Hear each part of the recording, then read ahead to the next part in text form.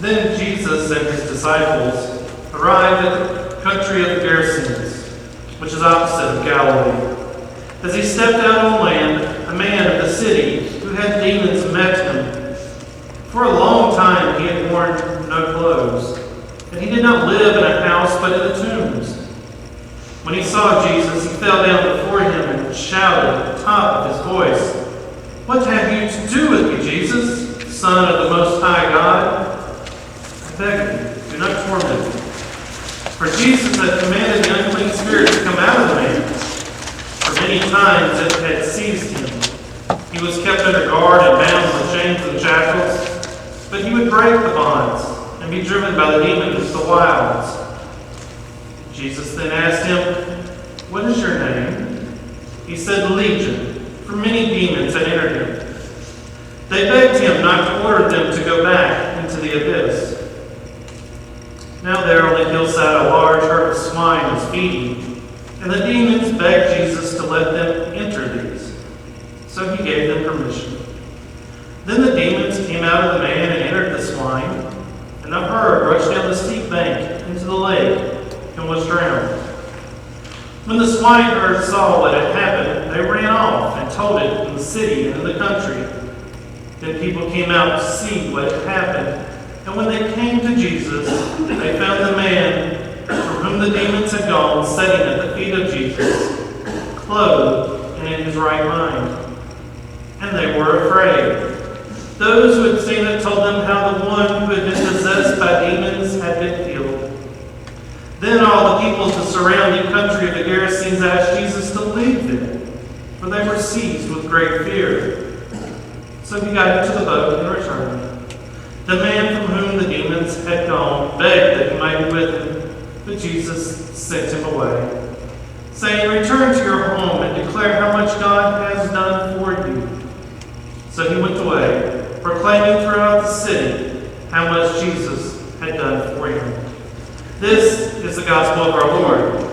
Praise to you, O Christ. Please be seated. Holy Father, we admit that there are times in life when we were all consumed by demons of different sorts.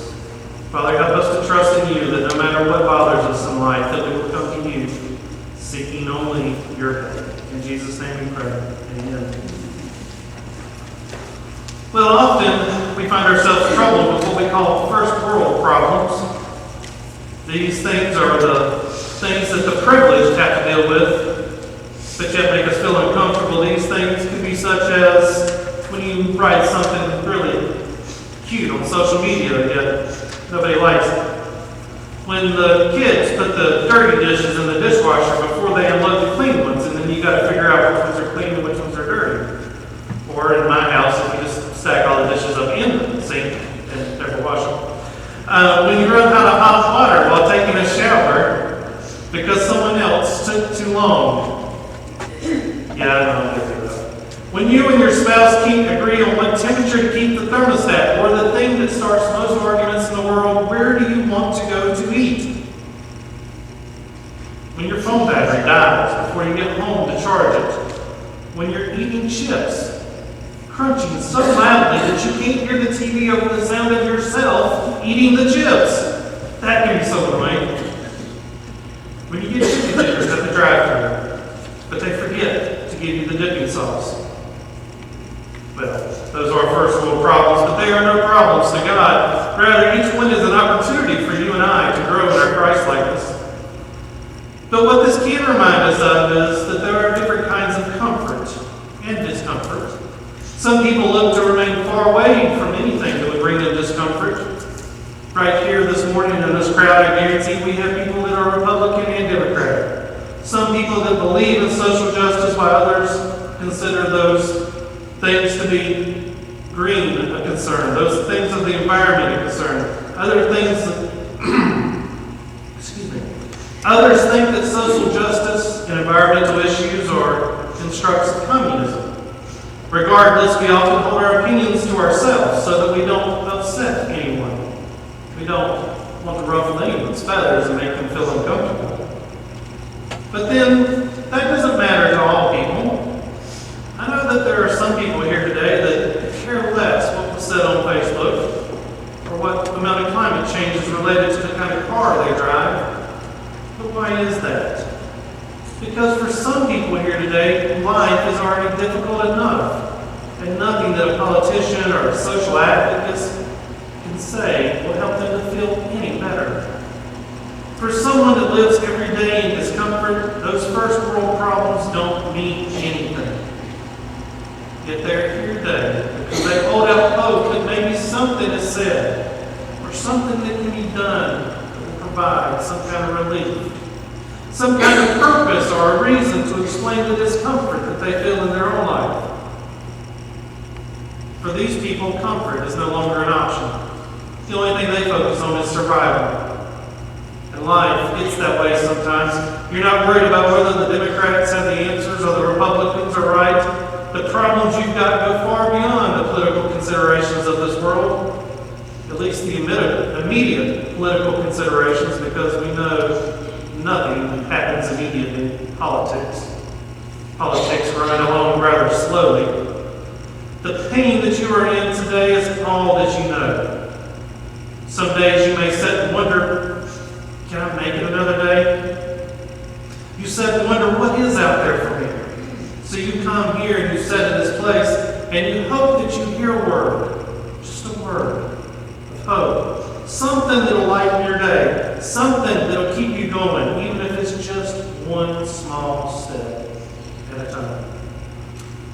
A pastor wrote this story, and to be honest, I wish I knew his name so I could give him credit, but I didn't want to share it with you. He writes, "This trip was unplanned. I had received a phone call from a close friend telling me that his 15-year-old daughter was about to die. In a few short hours, my family and I were on the road driving for a grueling 24 hours in order to be with my friend and his family. That is a friend, let me tell you. While driving and praying and crying, I looked out my window somewhere in southern Washington and saw the train tracks near the river and the valley below. On the tracks sat rusty old boxcars, one right after another, when suddenly a series of cars brightened up that morning sky. They, of course, had been hit by graffiti artists. But instead of the normal tagging that is so common in the inner city, these were really truly works of art. Each car was decorated in beautiful colors. Each car stepped off the tracks and opened up a new thought to a new world of possibility. At that moment, I remember being struck by the raw beauty painted on the rusty shells of these old cars. Death, loss, and grief are like that. For the longest time, they just seem dreary and blah. They take their toll on our souls, and rightly so. But then God comes, and He's able to shine into the darkness and paint new pictures over our pain, over our suffering, our crying, and our tears. Our gospel message this morning shows that where Jesus operates and what Jesus does best, it illustrates very clearly that Christ plunges into the middle of chaos and discomfort and despair and brings it to a sense of calmness and peace, beauty, possibility. You are sitting there already calm and comfortable, may not be able to relate to this story, but there are those that life has been extremely difficult. You know what I mean. You're searching for answers, relief from life's daily, heartbreaking reality, and you've come here thinking that maybe, just maybe, Jesus is the one that can give it to you. That He can offer you the peace, that real peace, even when life is nothing but chaos. Maybe this gospel story this morning will help you see that side of Jesus. The man who has come to be known simply as Legion may be the one who represents the chaos that some here this morning are already experiencing. After all, for him, life is nothing but chaos. Consumed by his own personal demons, he has taken on the name of Legion, for he is not one person, but a living, breathing merger of many different wicked personalities. Those people that even dare to get near him can find him in chains. But his demons are so powerful that chains cannot confine him. Knowing that they are to be confronted by a power much stronger than them, the demons request Jesus do anything but send them back to the abyss where they had come. The pigs, they cry out to Jesus, send us to the pigs. An appropriate place for demons, don't you think? So Jesus sends them into the pigs, and as one pastor once remarked, became the very first occurrence of devil ham. Then those pigs promptly jump into the sea and are drowned. Of course, the strange part of this story is that the owners of the pigs and the people in the city that live there demand that Jesus leave the area. You see, Jesus has cost them a bunch of money. And he has upset their balance of comfort, which seems to mean more to them than the healing of a tormented man. They would prefer to have kept this crazy person a long way off, tied up in the tombs, than to sacrifice anything of themselves. To some that have less material things and more discomfort to worry about, might read the story and say that the town's people have first world problems. Yet this truly is a terrifyingly uncomfortable story. For many reasons, a man is possessed by demons, pigs run off and drown, and people turn their back on Jesus. But if we dig a little deeper, we might find a few more strange occurrences. As I know you all are very good Bible students, and you know that pigs are considered an unclean animal in the Bible. And even though they are Gentile countrymen, you would think that the pigs wouldn't be welcome there. Yet the pigs that were there to feed the Roman soldiers, those same soldiers that held those people captive. The same Roman soldiers that gave this poor man, Legion, his name. And even more ironically, the wild boar was the logo of the Roman legion that was stationed there in Palestine. You see, there's a lot of symbolism going on here, but the idea of a chaotic life isn't symbolism at all to those who experience it. The demons that this man encountered are no worse than the pain and suffering that we deal with each and every day. We know that pain and suffering is more than discomfort or a first world problem. Now, I want you to understand me clearly this morning. This story isn't here to promise you instant healing as quickly as Jesus sent those demons away. But here is what Christ will do for you. He promises to come to you in the midst of your suffering and your pain. He will sit down beside you and offer his divine healing in the presence of the Holy Spirit. At the very least, do know that you do not face this alone. And in a few moments, we'll gather around this table with hands that may shake from more than just physical ailments, and with trembling of hearts and minds from the chaos that exists in our own lives. We will take that bread and wine, believing and trusting in the presence of the one who calms your fears, the one who brings you peace. You see, when Jesus encounters Legion, he had just come from an incident on the sea where he calmed the storm. After this, he heals a woman from her long-suffering bleeding issue and resurrects a young girl who had died. It's by no accident that Luke places all these stories together. Luke is telling us that Jesus is more than a teacher. He doesn't just talk a good game, he delivers on his promises. Jesus knows what to do. He brings calm and peace to that which is chaos.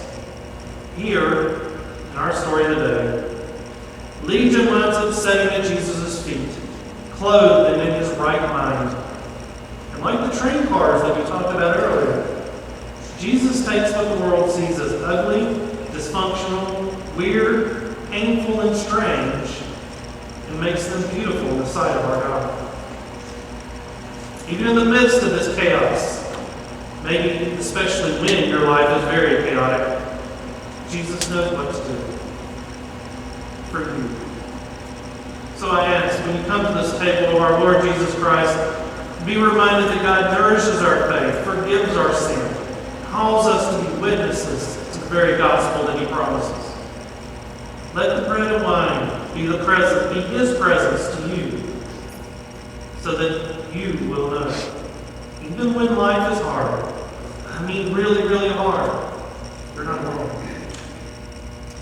Be present to us, Lord, as we partake in your bread and wine.